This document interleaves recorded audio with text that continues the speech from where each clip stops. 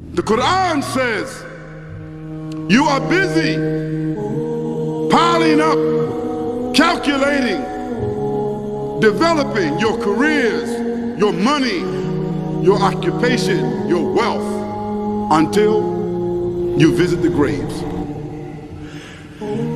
Think about it. When was the last time that you went to a funeral? Was it your mother? Was it your father? Was it your grandfather? Was it your uncle? Was it your cousin? Was it your friend? Was it your wife? Was it your husband? The last time that you visited the grave, when you went to a funeral and you saw that person whom you loved that was laughing, crying, live, boasting, wealthy, educated, denying, arrogant, whatever they were. What was the demeanor of the people when you walked in that funeral home? When that person was stretched out in their last suit? What was the demeanor? Were the people cracking jokes? Were they dancing? Were they clapping and singing songs? No. Silence. Melancholy. Trauma. Why? Because every person that walked in that room, seeing that person stretched out, the first thing they thought about was not the person. The first thing they thought about was that one day, this will be me.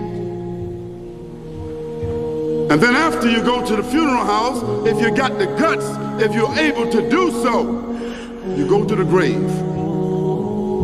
And now this is another scenario. And you say to yourself, is that it?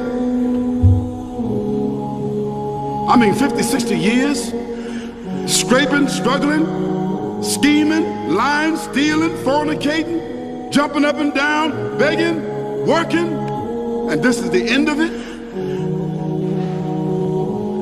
I mean, is this what's going to happen to me? Are they going to be dropping me into a hole in the ground? A hole in the ground, the same hole that a cat digs after it defecates. Just a little deeper.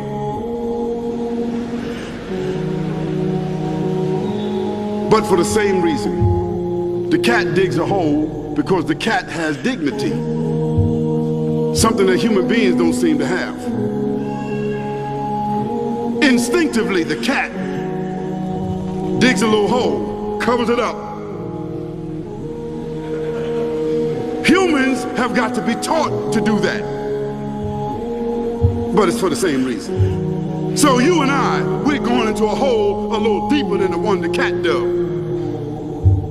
And all the people that's crying, pulling out their hair, screaming, almost acting like they falling in the thing with you. They want to just jump in there with you.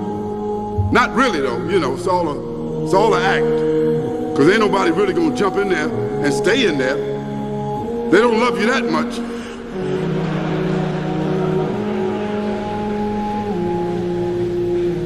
And then after all the shoveling get done, and they fill it up, and the box, you can't even see the box no more, the coffin that cost $5,000. I don't know what did they burn somebody a $5,000 coffin for?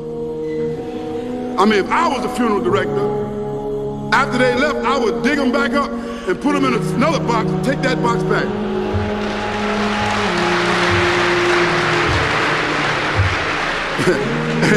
And honestly, I'm telling you, that's what they do.